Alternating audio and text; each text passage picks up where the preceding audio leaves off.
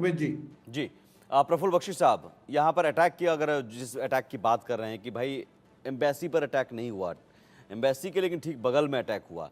आप चूंकि wing commander रह चुके हैं, एक अनुभव के आधार पर, एक जो फाइटर पायलट होता है F-15 से ये कहा जा रहा है कि अटैक हो रहा है, एयर स्ट्राइक किया जा रहा है।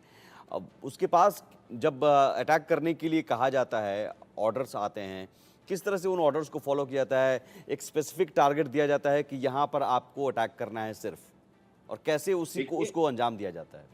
देखिए इसकी जो अटैक के जो कोऑर्डिनेट्स दिए जाते हैं वो एब्सोल्युटली क्लियर होते हैं, और आजकल जो मॉडर्न सिस्टम्स लगे हुए हैं वो एब्सोल्युटली क्लियर बताता है कि टारगेट आपका इस कोऑर्डिनेट में है, चाहे 1000 या 500 यार्ड फ्रॉम द एम्बेसी क्यों ना हो, उससे कोई फर्क नहीं करता पड़ता। अगर प्रिसीजन गाइडेड म्यूनिशन है तो 3 यार्ड बाय 3 यार्ड के टारगेट के ऊपर दे कैन डिस्ट्रॉय। ऐसी कोई कोई इसमें खतरे की बात नहीं है। कोई एरिया बॉम्बिंग नहीं हुई है। F-15 या F-16 या F-18 जो भी एयरक्राफ्ट इस्तेमाल किया गया होगा वो एब्सोल्युटली पिन पॉइंट एक्यूरेट होता है। जो फाइटर बॉम्बर्स अटैक करते हैं वो एरिया अटैक नहीं करते। एरिया अटैक तो वो होता है जो B-52 बॉम्बर कर रहे थे वियतनाम वॉर में, जो कि पूरे एरिया के ऊपर बॉम्बिंग होती है। ये ऐसी बॉम्बिंग नहीं है, और इजराइल ऐसी बॉम्बिंग पे टाइम नहीं वेस्ट करेगा, क्योंकि इजराइल को चाहिए मिलिट्री रिटर्न। मतलब ब्लाइंड एयर स्ट्राइक नहीं हो रहा है, बहुत स्पेसिफिक इंफॉर्मेशन के आधार पर मोसाद इंफॉर्मेशन गैदर करता है और उसके बाद इंफॉर्मेशन आगे बढ़ाता है, उसके आधार पर एयर स्ट्राइक हो रहा है। एब्सोल्युटली। वो जो और दूसरी बात ये है कि इजराइल को पता है कि ये एक ही टारगेट नहीं है, बहुत सारे टारगेट्स हैं। अगर आप उनके ऑप्स रूम में जाएंगे तो प्रायोरिटी लिस्ट बनी होगी टारगेट्स की, लेफ्ट हैंड साइड में ऊपर से लेकर नीचे तक। वो उनको पता होता है, और सेक्टर कमांडर्स को वो टारगेट अलॉट करते हैं, पायलट्स उसी के ऊपर जाते हैं, उसी में ब्रीफिंग होती है। तो ये जो डिसीजन लिया जाता है कि कौन सा टारगेट के ऊपर अटैक करना, ये एक हायर लेवल आर्मी एयरफोर्स की जो टीम बैठी होती है वो डिसाइड करती है, ठीक है। और इस तरीके से पायलट्स को दिया जाते हैं। तो ठीक। ये अटैक ये हुआ है, वो just happens next to an embassy, उससे कोई बड़ी बात नहीं है। ठीक है, एक जहां बड़ी तक खबर इस बीच आ रही है हिजबुल्लाह से जुड़ी। इस वक्त की बड़ी खबर, हिजबुल्लाह का नया उत्तराधिकारी भी मारा गया।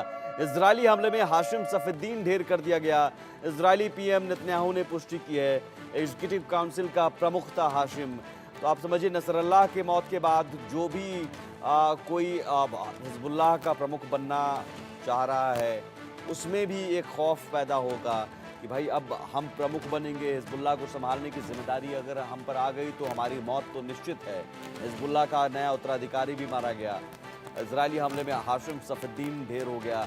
यूके देवनाथ जी, आप, मुझे लगता है मोसाद के पास हर एक लिस्ट है और उस लिस्ट को लेकर टारगेट है, लोकेशन है, ट्रैक है, सब कुछ मतलब परफेक्ट है कि ये बनेगा, ये उत्तराधिकारी है, ये अगला उत्तराधिकारी है। तो आगे कई पीढ़ियों को वो खत्म करने पर आमादा है। ये स्ट्रेटजी ये है कि हिजबुल्लाह का अगली कोई भी पीढ़ी का कोई बचे ना। हाँ सुमित जी, जहाँ तक लेबनान की बात है, मोसाद बहुत ज़्यादा सक्सेसफुल इसलिए भी हो रहा है कि लेबनान की जो आबादी है उसका करीबन 40% जो है क्रिश्चियन है वहाँ पर। जी। मेसियनिक क्रिश्चियन है, वो किसी भी तरह से वहाँ पर जो मुस्लिम फोर्सेस हैं उनको पसंद नहीं करती हैं। लेबनान में 10 साल तक गृह युद्ध चला था, 70 के दशक में और 80 के दशक में। और ये जो क्रिश्चियन फोर्सेस हैं ये हमेशा थोड़ा प्रो पश्चिमी देश, प्रो अमेरिका या प्रो इजराइल रही हैं। तो अब पूरा देश है, एक देश में ये सारी आबादी जो है वो मिलजुल कर रहती है, मिक्सचर है। तो ये जो मोसाद के एजेंट हैं उनको ये वहाँ जो लोकल लोग हैं उनसे खबर मिलती रहती है। जी। एक और चीज मैं बताता हूँ कि लेबनान की आबादी में शिया जो हैं करीबन वो 30-31% हैं, जो कि दक्षिण लेबनान में ज्यादातर हैं। जी। ये शिया आबादी जो लोग लेबनान की है, ये हैं हिजबुल्लाह के समर्थक। हिजबुल्लाह का जो बेसिक काडर है, फाइटिंग काडर है, कमांडर्स हैं, वो ये लेबनान की शिया कम्युनिटी से आते हैं। लेकिन लेबनान की जो सुन्नी कम्युनिटी है, जो कि वहाँ करीबन 34% है, वो सुन्नी जो लोग हैं लेबनान के, वो इस शिया ग्रुप के साथ नहीं है। वहाँ के जो सुन्नी हैं वो हिजबुल्लाह को पसंद नहीं करते हैं।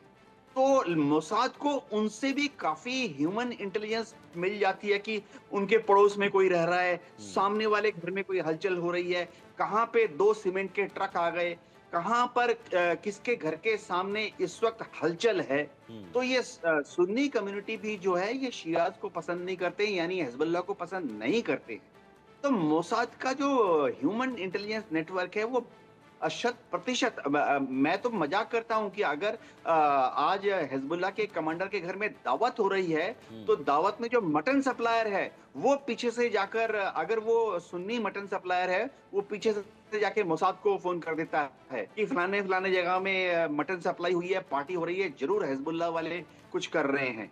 तो उनकी पकड़ बहुत ज्यादा आती है। और यही इसके वजह है कि अलावा यही obvious- वजह है कि एक एक कमांडर के बारे में या उत्तराधिकारी तक के बारे में, नसरल्लाह के बाद अब कोई उत्तराधिकारी भी है तो उसके बारे में भी एक एक इन्फॉर्मेशन मिल रहा है और चुन चुन कर स्पेसिफिक टारगेट करके मारा जा रहा है वो